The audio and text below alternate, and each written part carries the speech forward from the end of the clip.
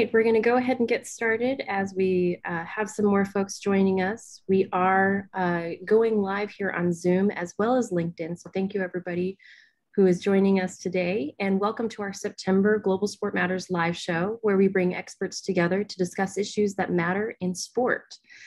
Before we begin, we always like to take a moment to acknowledge that the lands where the Global Sport Institute and Arizona State University sit belong to the Maricopa and Pima peoples. And today's show is part of our newest digital issue from the Global Sport Matters called The Athlete's Journey. And inside of this issue are stories exploring athletes' lives as they move on from their playing careers.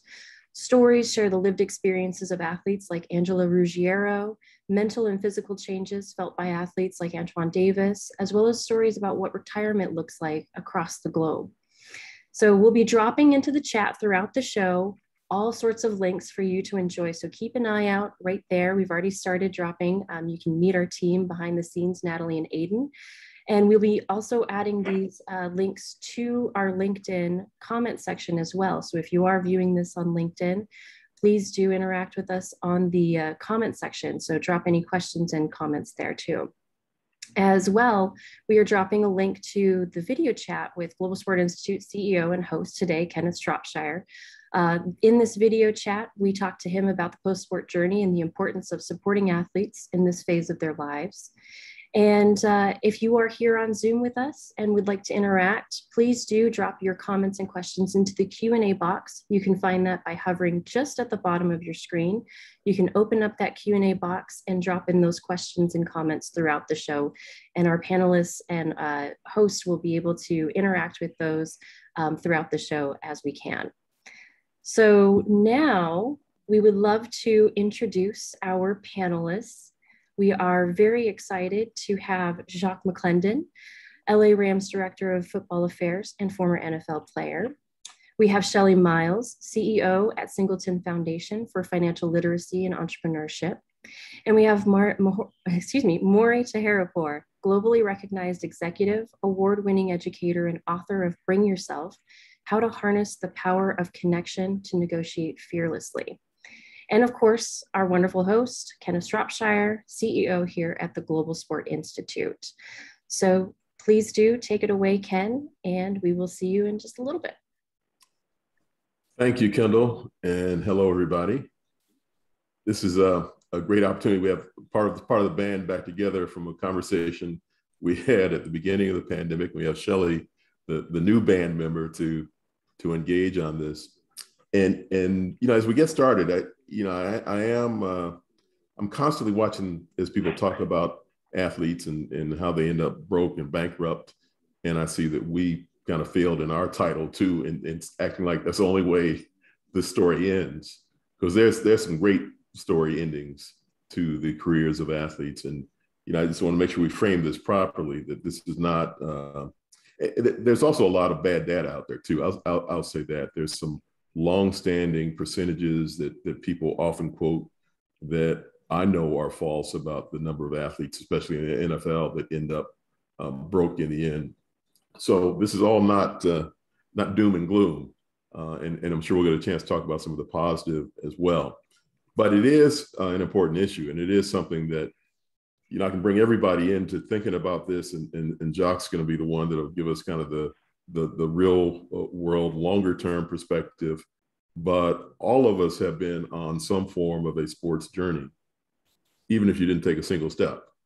So if you didn't take a single step, your transition was very brief. The period of time that you had to think about what's next and think about your finances in terms of what's next was very brief. I think about my story. My mindset, at least, was this athlete identity until in college I realized, oh, this is not going to happen. And then I began to think about what's next. So that's a big piece of what we're going to get to as we think about this whole issue. And today, more so than our previous focuses, which have been on just this idea of the next career and what do you do next, we'll talk about that some. But it really is on the financial aspects and how that comes into play, and how somebody in this space makes that decision that I'm going to be financially set, whatever that might mean, and have a plan for the future. So with that kind of setup, and with hopefully a positive note to the career of the athlete, I'll say this too, before we get going. A lot of the language in this area, and Jacques does this day in and day out, of how we talk about the athlete and where she goes is important. A lot of people won't refer to an athlete's experience on the field of play as a career. They'll talk about it as an experience, because it's not necessarily something you're going to be able to do the rest of your life. That it's not a transition, that it's an opportunity. And are you thinking about the opportunity? Not that you're going to be out of this realm of playing anytime soon. So there's a lot of language like that we'll try to nuance our way through. And again, I've been in the space so long, I start to feel like I'm not trying to offend anybody or speak improperly, but it's important to kind of dive into these issues. But Jacques, why don't we do the anti-ladies first thing and start off with you. And if you would, let's go back in your life and think about when did money, in terms of how money is going to be different for you, really strike you in your athletic life? Great to be with everybody today. Appreciate the question, Ken, and I really look forward to this discussion. I think when it really changed for me, I'm gonna have to go all the way back to high school. Coming from a very non-affluent family background, right? It was just me and my mother. Mother probably made $25,000 a year, and money was just the means to pay bills. Money was just the means to pay rent. Money was just the means to put food on the table. So it was very shallow, my knowledge of what money could do. But I remember my first day of ninth grade. I went to boarding school in Chattanooga, Tennessee, at a $40,000 a year private school that I was on scholarship at. And I remember going to my dorm. I remember putting all my stuff in my room, and I didn't have much of anything. And I looked down the hallway, and all these people had these nice furnishings, these nice lava lamps, these nice computers, whatever it might be. And then I remember going to the parking lot, in the student parking lot. I was, I guess, 14 at the time, moving out of the house. I see 16-year-olds with brand new BMWs, brand new Mercedes Benz. And I was like, wow, I have definitely not been living in this world ever in my life. Right. So I think at that point in time, you kind of get a whole breadth of ideation of what you think money may be. And so you kind of go on this journey, and it really is more organic by the ecosystem that you're put into. And so I think at that moment, at that time, going through that experience, it allowed me to be able to, see money as more of a resource, right? Like money, like you go to this private school where you see, wow, that building's got the same last name as this person in the 10th grade, the 7th grade, the 8th grade. And you finally get that knowledge of what generational wealth is, right? And I think that ecosystem, that moment, just that being in that environment, probably allowed me to formulate a whole new meaning of what it meant to me. So, let's go to college, right?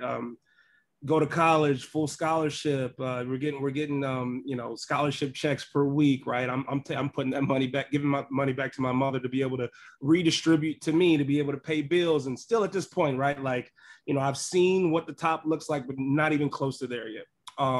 But you still have this ideation in your mind of what you want it to be, what you want to see down the road, right? Like I want to go from the kid that was on scholarship to private school to where my daughter's sons are going to the private school I'm paying for, right? Like that's in my mind, that's what I'm going for, right? So let's get to college, drafted to the NFL. All right, this is the first time in my life that money is a reality, right? Money is coming into me at a very fast amount, a very huge sum, and what do you do with it? And I think that rewinding back to high school, what I had done that most people in my situation don't get to do, as I was able to build that network of people that I could depend on. I was going to ask you, Jacques, so what assistance did you have at that moment when you got that check? And I don't even know how life was for you, but I know that first check was the biggest check you had received. Life changer, right? I don't come from money. I didn't have money. My mother still to this day, is living check to check. And I've had the opportunity to where, just like she always tells me, I want my granddaughters and my grandsons to have a different life than you had, right? And so that's been my career trajectory, what I want to do as I continue to, get opportunities in the sports realm. But, that was life changing, right? Like to see a check that big, cut it once, like people from where I'm from don't get to see that. And, I go back to, I definitely go back to rich dad, poor dad, right? Like, I think it's all about the perception of, when you grow up poor, you don't know the how big the world is and how easy, I love the 1 degree of separation rule. Like, you're usually probably one person away from the person you need to meet. And I think that my high school experience allowed me to be able to think through that. And so you talk about the help I had, I was able to get on the phone and literally call a great alumni friend of mine from the University of Tennessee who was in the financial world. We were able to have an hour talk about, hey, this should be your A, B, C, D. You're planning to go through this right now. And like, that is education that I wouldn't have gotten, but I was educated because of my network and the people who had that information. And so, that is a resource that I had that I think as we continue to break down this narrative, I think it's what it comes down to, right? Like, knowledge is definitely found in books, but most often it's found through the resources that you trust through your internal network that's able to give you that information. And so I had those connections, and that really helped me devise a plan, develop a plan, and continue to be educated in that space. And I'm thankful for that, right? But like, that's unique to me. That's not unique to, that's not the norm across the whole spectrum. And what happens when you get to professional sports, it's a lot of money real fast. And, when you come from different ecosystems, different socioeconomic backgrounds, sometimes it takes a while to be able to be onboarded on how to take this opportunity and make the most of it. So, as we continue to have this conversation, I think that, it's definitely not a level playing field when it comes to that introductory phase of coming into that kind of cash. Now, Jacques, before we get off to that, I do want to hear about the first big purchase you made, and then also about the first big purchase you almost made. But we'll come back to that. I want to hear from Mori, who does a lot of thinking about people's mindset and how they live in the moment or not, and the ways to be successful. And you've also taught a lot of these men and women in this space when they've been learning about financial literacy and otherwise, and have the chance to engage with a lot of these folks. So what kind of insights have you gained about where they are? I mean, I know a lot of the guys that you've worked with have been, they're in the pros already, but at varying degrees. But what kind of mindsets do you encounter? And then maybe to add on to that, what would be the ideal mindset money-wise to be in to be successful as a professional athlete? Thanks, Ken. It's great to be here. First of all, I love this conversation, largely because I think there's so many perceptions of athletes that I have not found to be true. And it's been a privilege working with the athletes that I've worked with. But, as Jacques was dropping his knowledge here, I was taking some quick notes. And what he was saying really struck me as some of the things that are missing, I think, with some of these athletes is that I heard Jacques with sort of this very strong sense of self,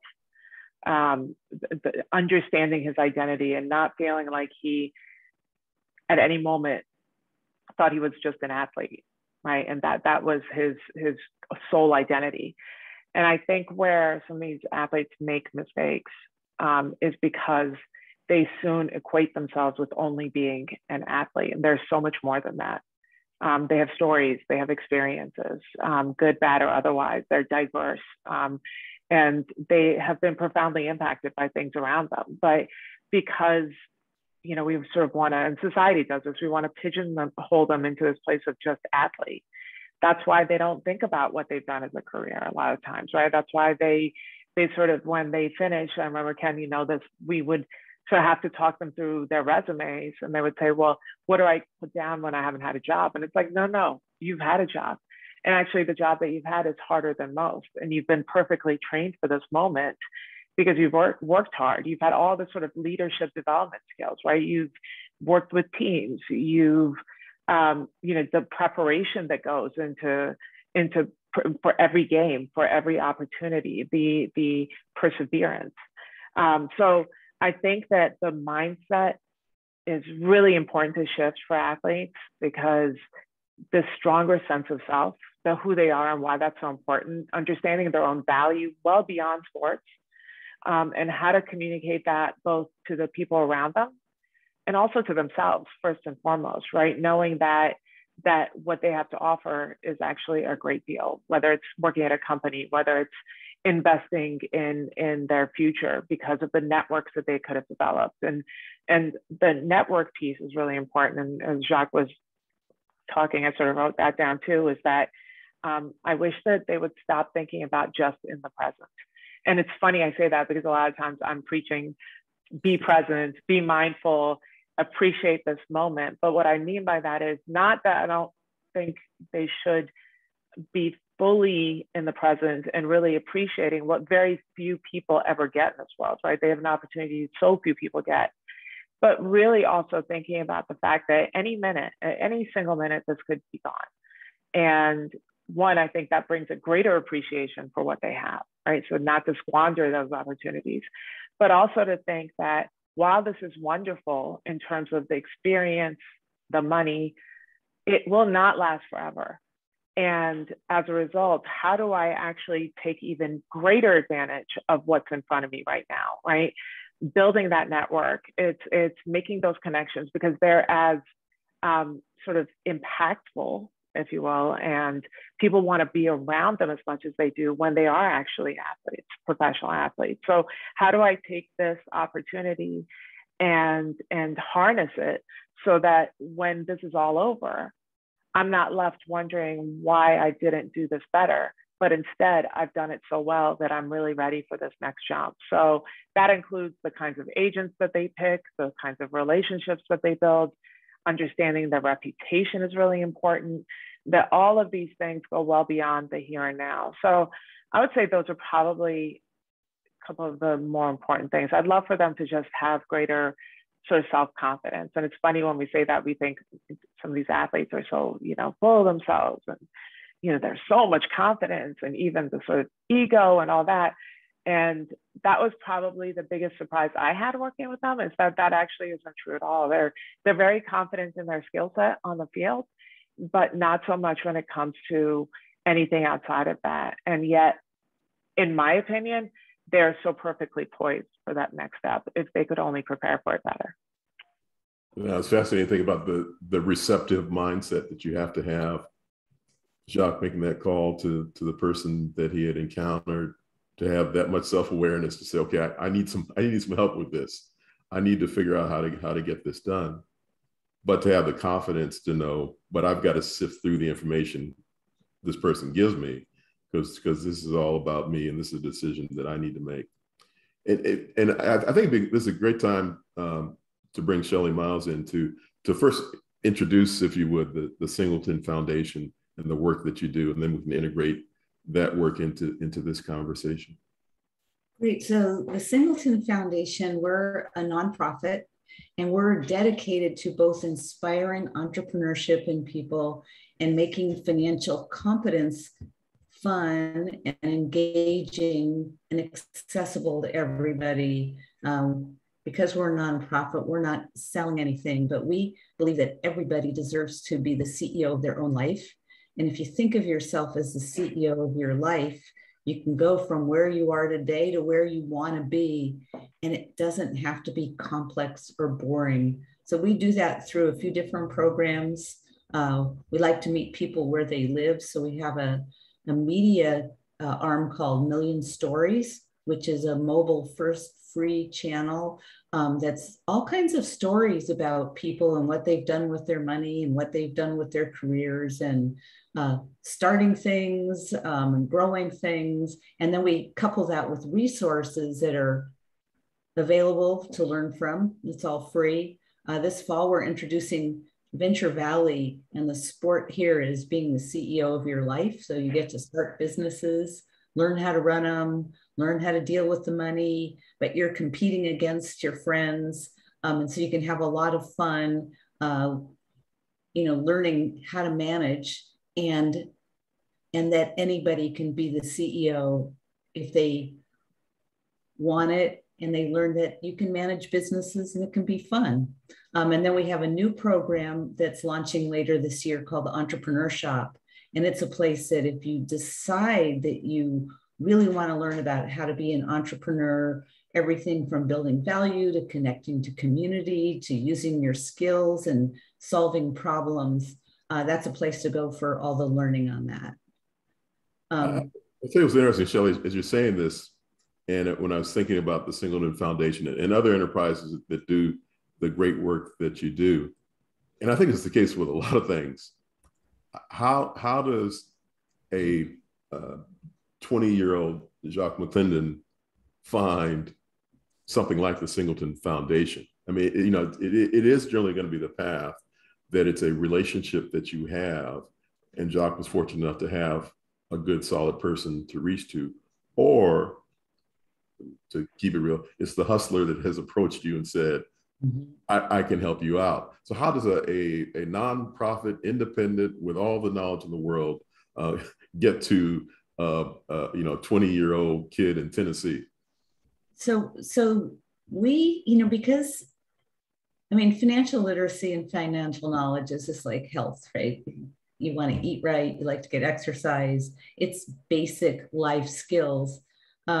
Because it's not as prevalent in all schools as we'd all like it to be, even though that is growing, we all come from the entertainment business. And so we go to where people are. So we reach people through the media on Facebook and through Instagram and on TikTok, and putting our messages out. We work with a lot of celebrities.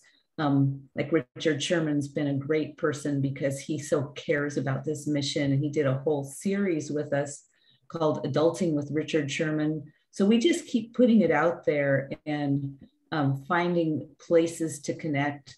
We have a great partnership with ASU.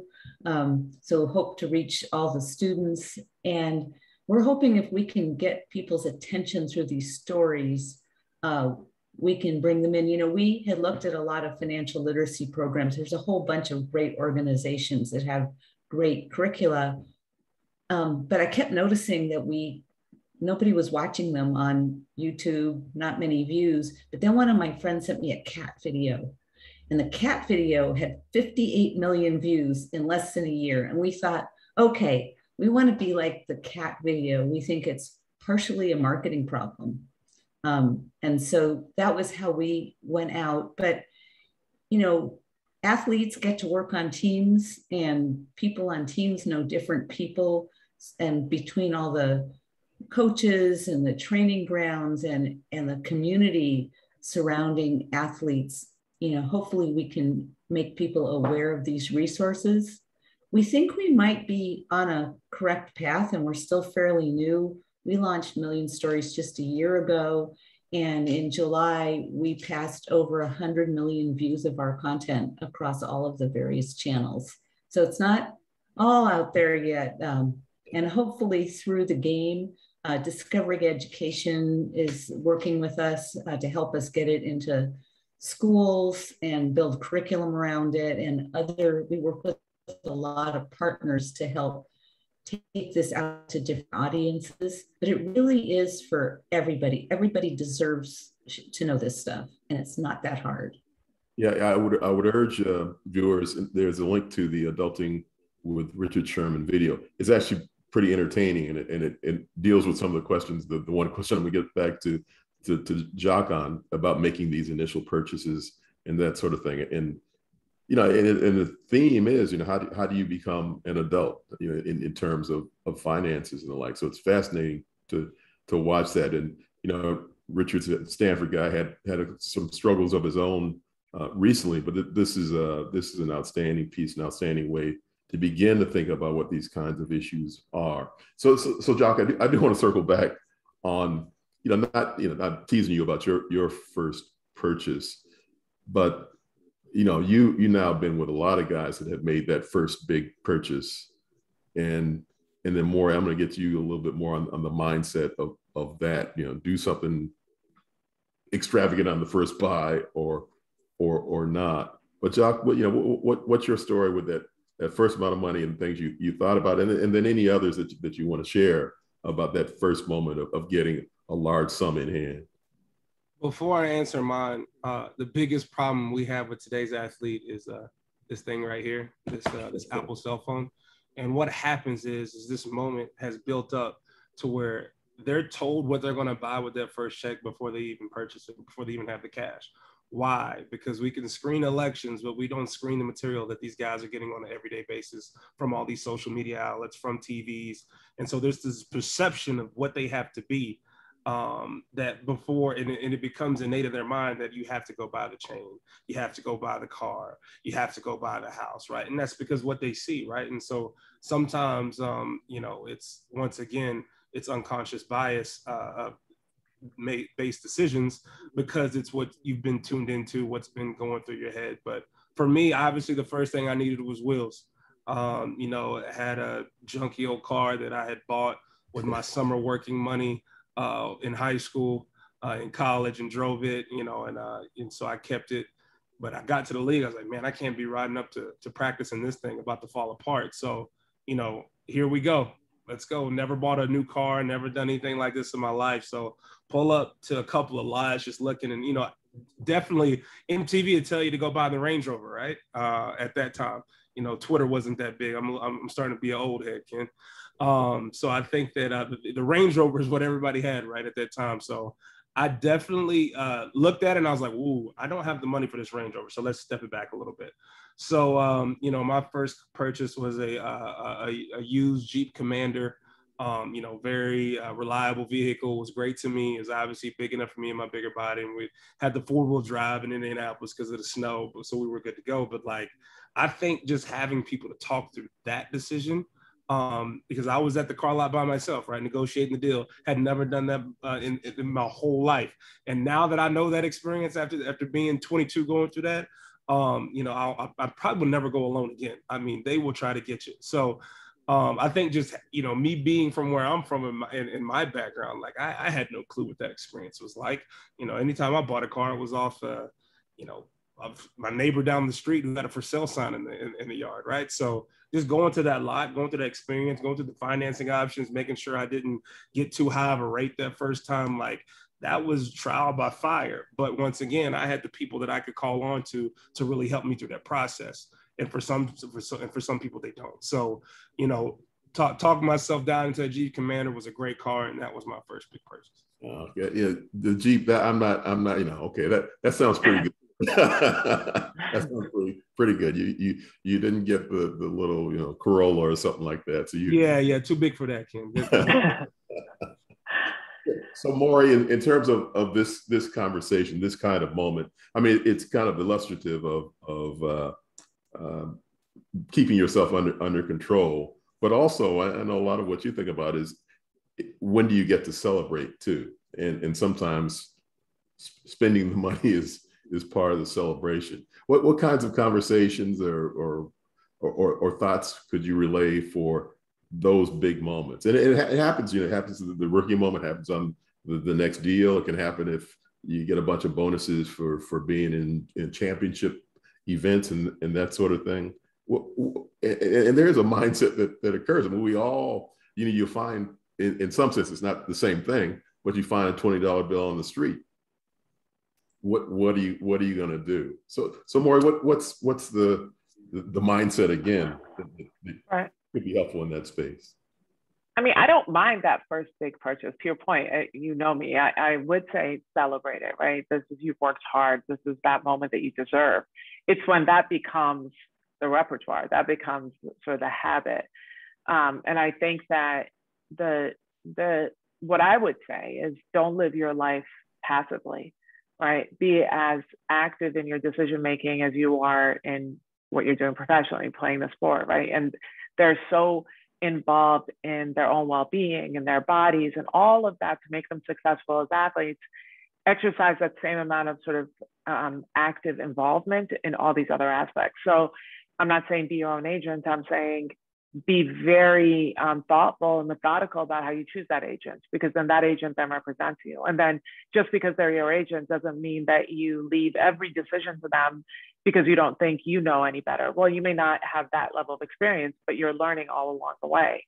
And then same with an accountant, same with your investment advisors, really taking an active role, not again, because you're inserting yourself into decision making, but you're learning so that when you don't want to pay for an agent or the accountant, like all that, the later in life, you are learning at these early steps. And I think that most people would say that that first purchase is not the issue, right? To understand what that means, knowing like for the NFL players that, hey, you can buy this now. By the way, I know you just signed this big deal, but you're going to be paying taxes in every city that you just played. So know that you are carrying a load that most other people don't have to, right? So know that then as a result of that, when you skim the IRS from the top of your income, that this is actually what it looks like. And oh, by the way, it's over a period of time. And oh, by the way, when you end 3 years, 3.5 years, most people are not Tom Brady, right? So the long shelf life is not there. Then how much more do you have left in your life to be able to make the best use of the money that you just made? So long-term perspective, active involvement, a learning sort of mindset. To be curious is really important. It's not to say, Ken, like you said earlier, ask the questions. Jacques said, ask the questions, understand. That's not to say that, and you're a lesser person because of that. It's to say that you're so confident in your humility that you don't know everything, that you want to learn all along the way. So I think it's really important not to sit back. Jacques said the phone is really one of the biggest culprits. I would also say, the other side of that is that they are getting educated in a way that they weren't before. So I sort of think these younger athletes have, it's like the internet has now been allowed information flow to be democratized. So they can get a whole lot of information that people weren't getting before. And with that comes with all the bad stories, right? The stories of financial failure and being broke. So that message is being sent out as well. So I think we're in a better place today than we were maybe 10, 15, 20 years ago, as far as these athletes and their decision-making. But I think that we should constantly sort of tell them, learn life as you're living it, and don't let others do it for you because it's inconvenient. I was told once as I was working with an athlete, my plan at my age is just like yours was. Your plan at your age was to not spend any more money than you have, which actually works, for most people in the young part of their life. I mean, then you're spending, paycheck to paycheck. It's not a horrible thing as someone that's not making much paycheck to paycheck. But right. If you're only getting 17, 18 paychecks and they're huge paychecks and you spend through that, and sometimes depending on the league, the way your pay is structured, all of a sudden you're into some months where you're not getting paychecks. And you establish this kind of lifestyle to live in that kind of way. Jacques, you have a thought about that? Yeah, Shrop. So I just want to give a heads up. So this is the first year that the union and the league office have decided that our players will be played over 36 weeks. And so that actually, we'll see what that does. But I think in terms of cash flow and being paid over a long amount of time, we're hoping that there's a good reciprocal effect, right, of that cash not coming in so quick. So that just began this year.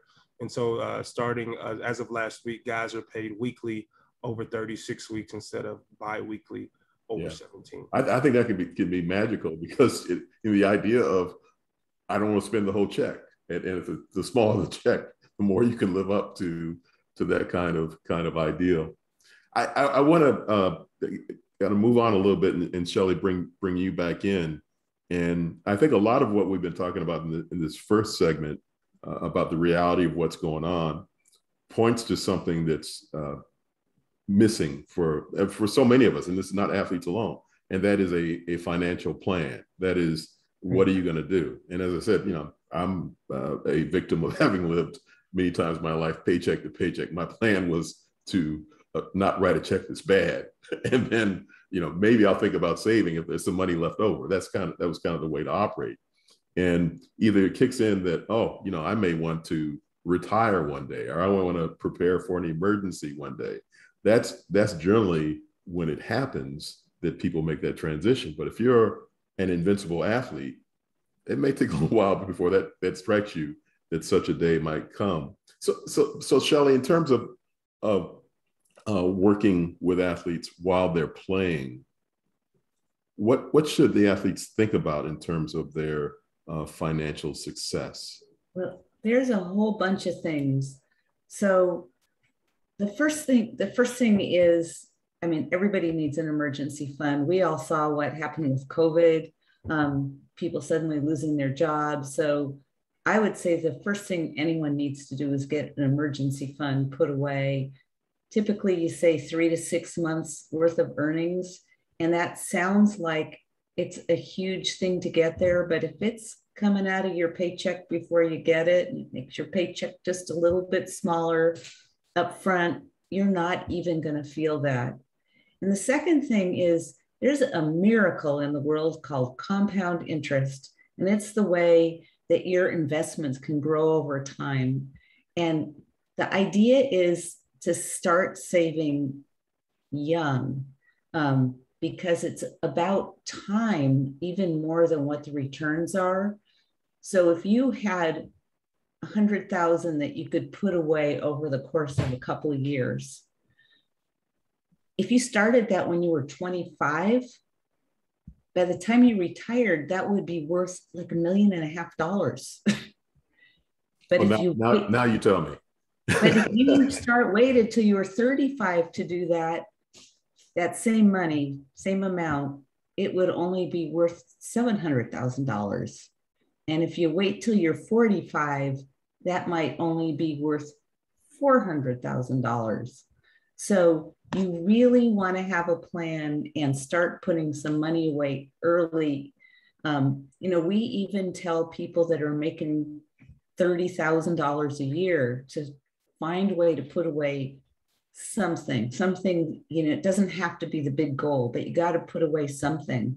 And for athletes in particular, and others that can have the opportunity to earn, substantial money over just a few years, whereas most people who are going to have the same career for relatively the same for 30 or 50 years, if you're going to make a lot of money in the young years, instead of saving 10 to 15%, you ought to be aiming it, if you can, at putting away 30 to 50%, because then in the long run, you're going to have the cushion to choose to do whatever you want, whether it's to invest in a new direction or to invest in a business or whatever it is you want to do. This is a great opportunity when you're young and have that. And you've worked so hard to get there. And that's one of the rewards. So, and I agree with you about social media. It's a blessing and a curse. My parents used to wish they could keep up with the neighbors, and they'd see somebody that had a nicer car, lived in a nicer house, or had nicer clothes, or whatever they had. And you used to see it, but now on social media, it's on steroids. It's like trying to keep up with the Kardashians instead of keeping up with the Joneses. And that's not real life. It doesn't last. So if you can spend less than you make and save or invest most of it, it's really important. And the other thing is to be surrounded by good people. You're going to need great tax advice because, when you get that, whatever chunks of money you're getting, when you actually see what's left to spend, it's a lot less than what the number was because there's all kinds of people to pay. Some of the people to pay are the government, and we all have to pay taxes. So you should find ways to minimize that and get good people around you. And then, as Mori was saying and Jacques was saying, you have to have a plan. And a plan starts with knowing what you spend money on, where does it really go, and knowing what's coming in and figuring out how to spend less than you make. I mean, that's kind of at the basics, but if you can get that money out of your check and going towards your future first and pay yourself first before you pay everyone else, it's a great place to start. And there are so many ways to begin to do that. And I know, again, talking with athletes and others, just to get a sheet of paper and map it out, to begin to make the game plan. frankly, you can do so much without a financial professional too, to get you underway. And the idea you can, but one of the things I'll say is, be careful if you do bring in professionals that you get the right professionals. So, there are financial planners that are fiduciary financial planners. That means that they're in charge of making sure that they're looking out for your best interests. There's also people that will call themselves financial planners that want to sell you something, right? And so you want to be careful of that. And a great way to go about that is to look for something called a fee-only certified financial planner who has that relationship, because then it's, you pay them for what they do, and then their job is to set you up in a good plan, and they can revisit it with you as your goals change and the things you want change, and update it on where you are. And it's a not very big investment to get great value during your life. Right. And I'll say a financial planner is actually hard to find, a good one. It's actually hard to find, because Shelley made a great point. You can find a financial planner who's also a stockbroker. You can find a financial planner who also sells insurance. You can find a financial planner who's also a CPA, but it's not necessarily the case that they won't also try to sell you their products as well. So if you can find that independent person, which I said, the fee only is very difficult to find. I've always assumed, because they don't make as much money as someone who can, again, meant positively with all love, can hustle you and sell their products at the same time. So that is something to think about. And if the first thing they do is offer you their product as opposed to help you put together a plan, then there's a real signal. Or if their plan is for you to go to their product, that may not be the right person to get you where you want to go. Yeah. The other thing for athletes is, your body is a lot of how you make a living, and the time to get insurance is when you're young and everything's working perfectly. So making sure that you have the right kind of insurances in your life, because stuff happens. We never know what's going to happen. Maybe your roof is going to blow off, or maybe you'll break your leg. My husband got hit by a car and broke his femur into 6 pieces. You don't know what's coming. And so you want to make sure that you invest in insurance to protect what you're building and protect yourself for the long term. And it's easier to do that when you're young. And so that's the time to start. No, definitely. And I'm sorry to hear about your husband. The thing is he's all healed up. It turned out okay. But it really reminded us of those things. Definitely. We got a great question from the audience that I'll throw over your way, Mori, and then anyone else can comment on this. Again, it's Mori, you are our relationship expert. So here's a relationship question. Some of us don't have a good relationship with money, not something we are taught to handle. How do you build a better relationship to money? Yeah, I think I would say that a lot of people don't have the privilege to have a great relationship with money. Less people do money hasn't been otherwise. Knocking on your door, and money hasn't been courting some people. That would be no. And I think that the people like myself, I paid for all of my education. So in college, I had God knows how many jobs, and that sort of, those who know me, kind of that continued into adulthood as well, because it was, having a little bit of that mindset of scarcity growing up, because I didn't have the fallback. Jacques, I too went to a private school, and I'd have my parents drop me off like 3 blocks away sometimes, because I'm like, oh my God, the raggedy car that they have versus all the Mercedes and that gets into your head, right? But very quickly understanding what money actually means, to know the value of it, also comes in not having had the free flowing sort of, access to cash, So I think that understanding of what money really means, part of the healthy relationship is to understand that your wealth is not your identity. And that's a very difficult thing to understand, because it's going to ebb and flow after their professional careers, for sure. You know, they will never make that kind of money like that again. Some do, but a lot don't. And to understand that you're not any less of a person because you're not making that kind of money is, I think, one, really important. Two, to understand that this notion of abundance is great, right? To feel like more money will come, more opportunities will come, that's fantastic. But to also know that there's going to be a level set at some point, and those resources will be a lot more scarce. And I think one of the best ways to do it, and you all were just talking about this, a really good financial advisor is almost like a therapist, right? I know that question when they ask you, you know, what is it that you see for yourself? When do you want to retire, right? And all those sort of those first questions, I find myself being really taken back by, wait a minute, and how is that going to happen exactly, Mori, right? So then you have to sort of work backwards. And I think that immediately gives you a better sense of the value of money, first of all, the fact that you'll be maybe living differently than you are now later, and that to plan for it becomes less of sort of this bomb that's been dropped on you, but you've been preparing for those conversations. You've been preparing for those opportunities.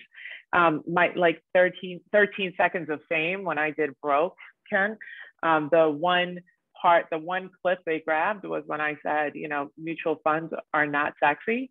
And really what that was about is that they're not, but they're absolutely necessary. So part of, again, this relationship with money comes with when the glitz and glamour is there, that's wonderful. But at the same time, you have to put your money in places where it's not as sexy, because then that's going to help you have a healthy relationship with money when things slow down, the flow slows down. So I think having a long-term perspective and getting the people around you who can point you in the right direction so that you have a greater sense of control, not in the short term, but really in the long run. Shelley, you had a thought on the relationships we can have with money, or how to improve our relationships? Yeah, I was nodding my head because that long-term view is so important. And I was really just agreeing with Mori that, you know, in a lot of cultures, talking about money has always been considered taboo. Mm-hmm. So it made it hard for people to talk about. And we've talked to people that said, in our culture, if you have money, you spend money. So some of the basic concepts about looking at the long term are hard, but it's one of the reasons we actually started Million Stories is, you know, storytelling is so important, and hearing other people's stories, it makes it very relatable. But the other thing about a relationship with money is when you have money troubles, it's so stressful, and you know, it's the second leading cause of divorce. There's a lot of shame and problems. People feel bad if they didn't do the right thing. And, you know, we all make mistakes, we're people. But just kind of having a general direction and often doing things right. It's like starting to exercise or starting to eat right. If you practice it, it becomes a habit, and you learn how to do it. And it is a habit, because a lot of money is very emotional. We all have a lot of feelings about it.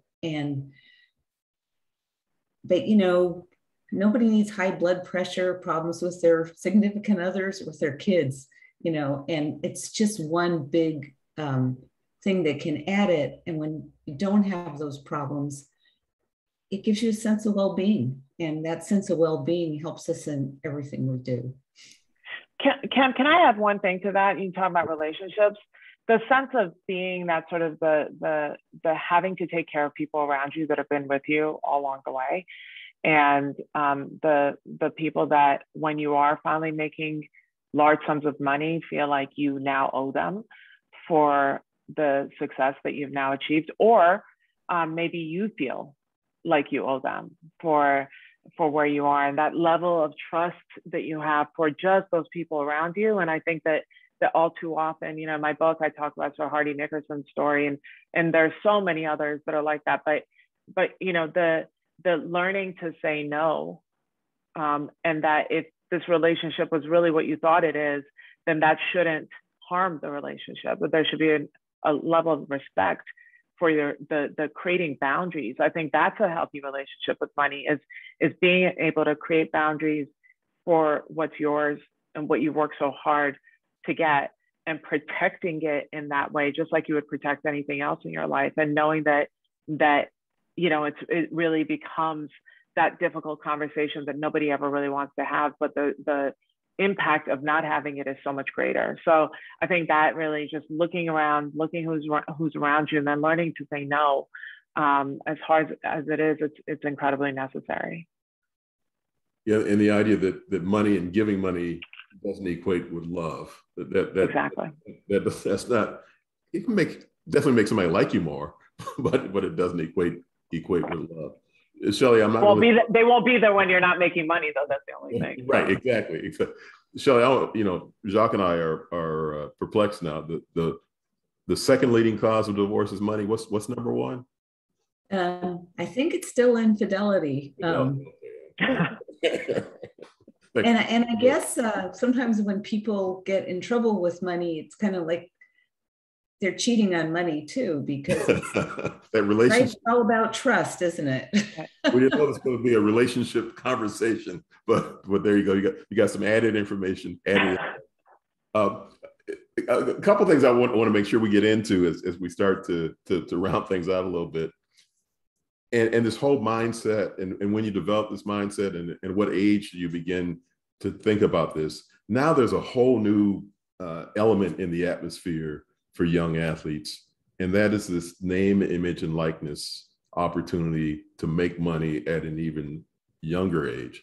And some people looks like are going to make some hefty sums of money, and it's going to impact, it seems, all athletes. There are a number of deals that every person on the football roster gets some amount of money for tweeting or TikTok posts and the like.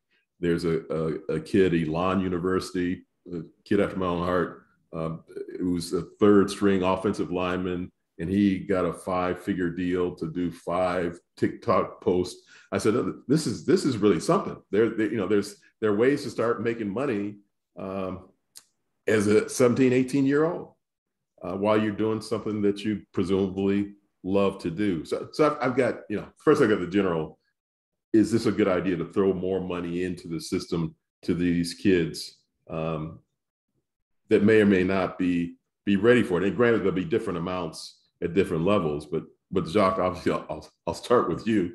How different would your life be? Is this from just a pure preparing for the rest of your financial life a good thing? I mean, I love what's going on in NIL. I wish it would have been, a lot more put together, so it wasn't just this crazy rollout. But it is these kids' American right to be able to capitalize on their name, image, likeness, with all these coaching salaries going up, with all the money they spend on the places they work out and the facilities and whatnot. Like, these kids deserve these opportunities, especially the women, when we talk about equity and what they can do with this piece as well, because I know they will do it right. But you got kids now. What's the University of Oklahoma quarterback is skipping his high school senior year to go make $1 million as a high school senior in college, right? So I think it's definitely something coming down the pipeline that's here. We got to be ready for it, but I think it's great. So I think that knowledge is going to not only go into the colleges at this point, this is going to go into the high schools. This is going to go into the NCAA. These kids need to be educated because I don't think they understand the tax implications of what's going to go on as well. And that's the big piece that, as we continue to navigate these waters, that we're going to have to see. But I think it's great, right? I think it's pressure to show that, the opportunity is there still. The American dream is still alive. And look, there's a lot of kids that are great college players that do not make it to the league. So I think this is an opportunity for them to be able to capitalize while it's hot. And, when you talk about what these TV contracts are doing and these alliances that are being built by these conferences. Well, everything's predicated upon the capitalization of the product that goes on the field on Saturdays, Mondays, Tuesdays with other sports, or whatever day it might be. So these athletes deserve this right, and so they've got their moment, they've got their time to shine, and I think they got to continue to be able to wrap this up, make it tight, and as it evolves, make it equitable. But I'm just really happy, especially for the women in this case, because they will get their due in what they can do in this space with NIL. Yeah, this kid at Elon had a young man had 1.5 million followers on TikTok. So that was the motivator, not these at the fabulous university playing third string, but you're able to better position yourself to have these revenue opportunities. And as Jacques said, some of the initial biggest deals were women. Two sisters at Fresno State got paid on the first day of this. Mori, what kind of conversations are you thinking should be had as these kids, this time I think I'm right, come into this additional money at this earlier age? Well, like Jacques, and I think most of us, I'm thrilled that it's finally happening. This is a very, very, very long time coming. But I think that this education piece that we were talking about needs to happen a lot earlier now. That's the good news, right? And that student athletes really have to now take it upon themselves to think through sort of a lot of the right things to do. That's, they're thinking about finances earlier. They're thinking about deals earlier. They should think about reputation and brand association a lot earlier. All of these things that I think will become really beneficial to them in the long run, because like Jacques said, a lot of these kids won't make it past college and professional sports. So if this is the thing that propels them to make some bigger decisions or understand how to make better and bigger decisions in the long run, and things like reputation risks and all that, I think that's a great thing. That just means that we have to start this education process a whole lot earlier, so that we can actually ensure that the best is made of this moment, because right now it's a mess. And I think there's implications for them sort of about, like the way the rules are, they're different from different schools, and shoe deals and working with competitors and all this. So the last thing we want is for somebody to make a mistake, and all of a sudden they're like, and you are no longer eligible. So, a lot of that has to be ironed out. So in the meantime, they have to sort of walk before they run. But I think it's fantastic. And Shelley, what can we do to for this younger demographic? So now that there's a whole level of focus, it hasn't, the education for younger people, I would think where it does happen is more on this perspective you might make or when you make. But here you are at this young age, you're actually potentially making varying ranges some money. How do you do the education at that level? We really need to start educating kids about money when they're little. By the time they're 5 years old, it can be the beginning of it. So it becomes just like we educate people about how to eat right. It's a lifelong thing. And we're hoping the more that financial education is available to everybody now, that more and more of these people will start to educate their kids. We did a survey among 2,000 young adults and found out that most of them, for good or for bad, learned about money from their parents. And so the more we can educate the adults, hopefully they'll educate the kids. And there's been a lot of movement to bring financial education into schools, and a lot of programs starting to bring financial education into K through 12, which is a really good development. It's still not broad enough. I think it's 21 states have a mandate now to bring that as part of the curriculum, but it's like everything else. We just have to make sure that people learn it. There's a little kid named Ryan who has Ryan's Toys, and he started opening up packages of toys on YouTube when he was 2. I think he's still under 7, but he's worth like $40 million from opening up toys. And this whole idea of becoming an influencer is part of the technological changes we see. They always say that 85% of the jobs that'll be available in 2030 haven't been invented yet. And these are those kinds of things, these opportunities where people can create their own brands in their own life very easily because of the mass distribution. So as a society, we need to try to educate as many people as we can, as Mori was saying about brand and reputation, and that they need to know about money. It's just part of it. So my path of educating my kids that money is mine, not yours. I could have started out differently. Good luck. Yeah. We've got just a few more moments, but I do want to get around to everybody one last time. And I do want to ask Jacques, I want to ask you one more kind of big question. And that is, how has, again, you don't know everybody's intimate information, but you kind of are now spanning a couple of generations of NFL guys. How has their relationship and management of money and the conversations in the locker room too, in terms of talking about money, how have you seen that evolve? And I know you're in a different position than you were as a player, but are guys better situated now than they were when you first got started? Yeah, I think society has normalized that it's good, it's healthy to have these talks about finances, about marriages, about life. And so as you've seen society normalize it, it's normalized in our locker room. And I think now where players, women and men only used to compete on the field, now they compete in business. Now they compete in what their financial advisor, what they might be making on the year percentage wise and stuff like that. I know that our locker room does an unbelievable job. We've got some great resources, not only within, but from overall external purposes of what the PA and what Troy and Tracy do from the NFL league office as well. And so I think that really plays a big hit in terms of how do you change that over time, because it's going to take time to change this narrative. It's going to take time to continue to break down these walls. But I can tell you from where it was and when I entered the league in 2010 and where it is now are two different places. And I think that it's definitely moving forward. And now what's really been great for me to see is how empowered the athlete is, right? Probably 10 years ago, you saw guys take marketing deals and they just were taking a check. Now they're asking for equity. You look at Steph Curry.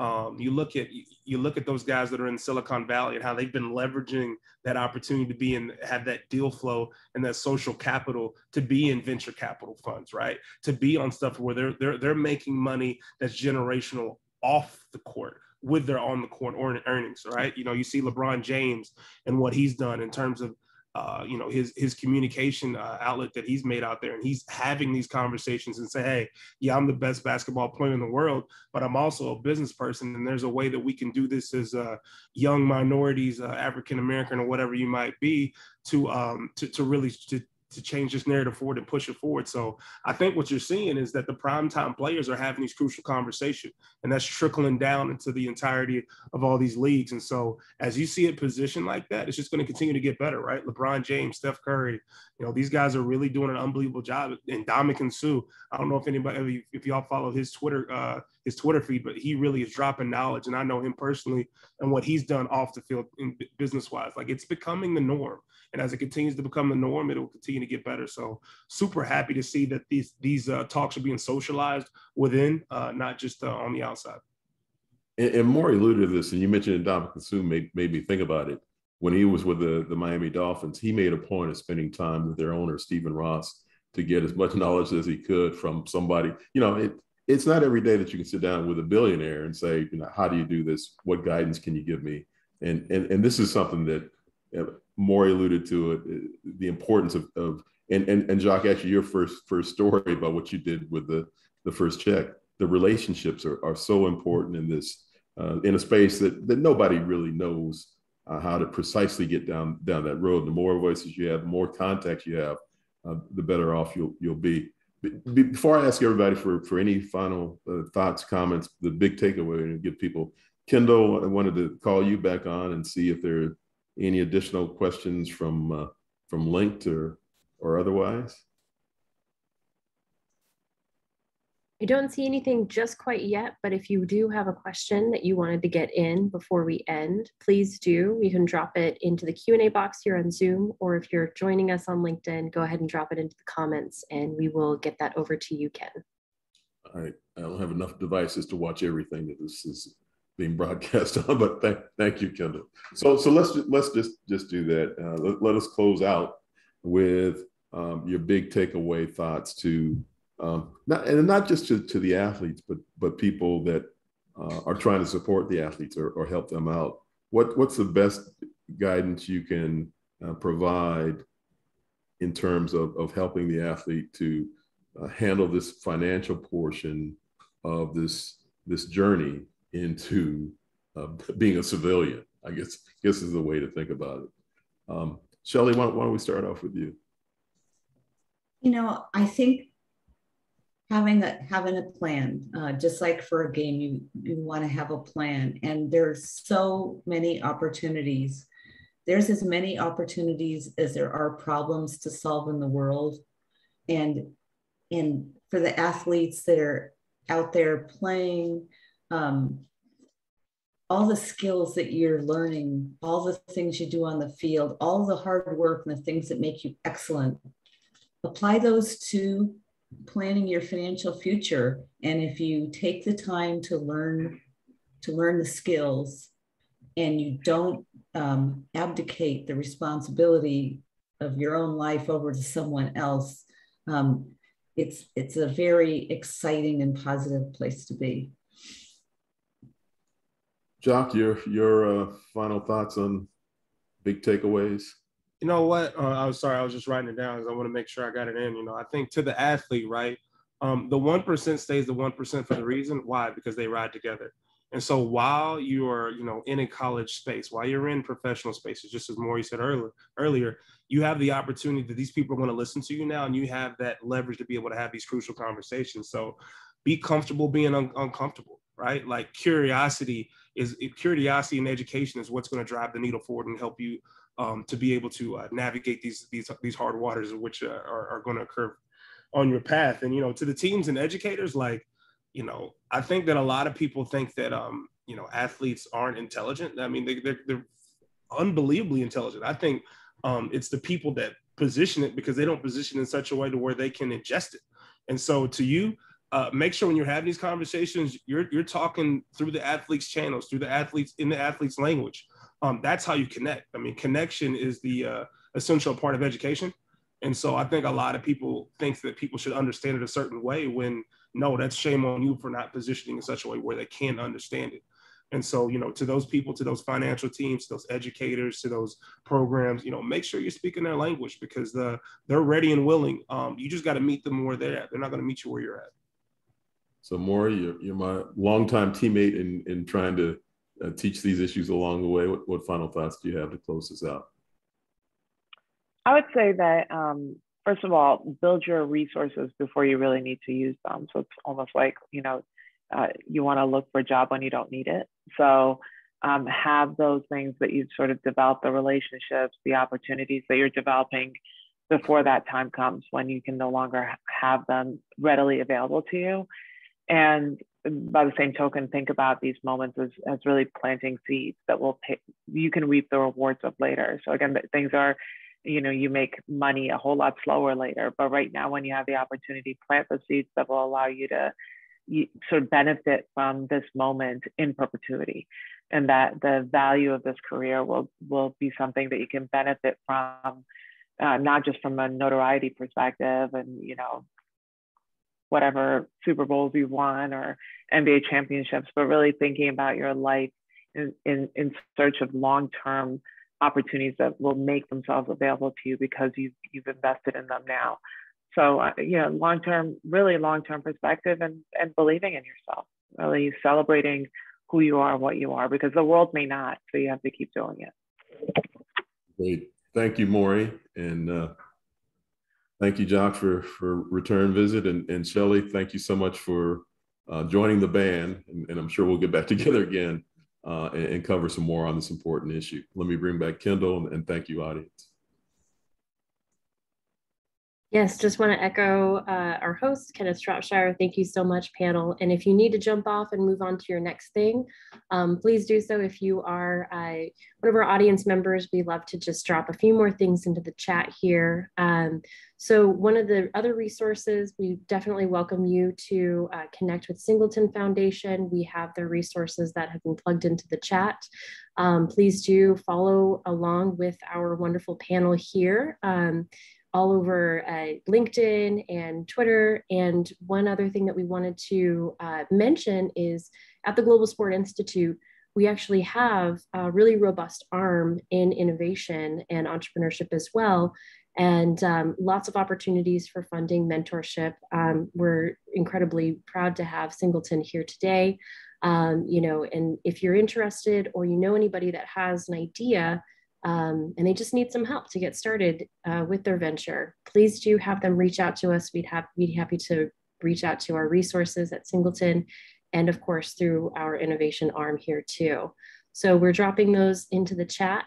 And the last thing that I just wanted to invite everybody to is our next GSM Live in October, where our very own Director of Research, Dr. Scott Brooks, will be talking with our panelists about recent data that we are putting into our next big field study, looking at the pipeline to the manager level broken down by race, and thinking about how this is a great moment in baseball. They have a wonderful opportunity to really embrace the culture that is America today.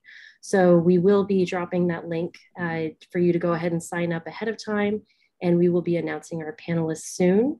And we want to thank everybody that joined us today. We want to thank once again our panelists, and we will see you next time here on GSM Live. Thank you. Thank you.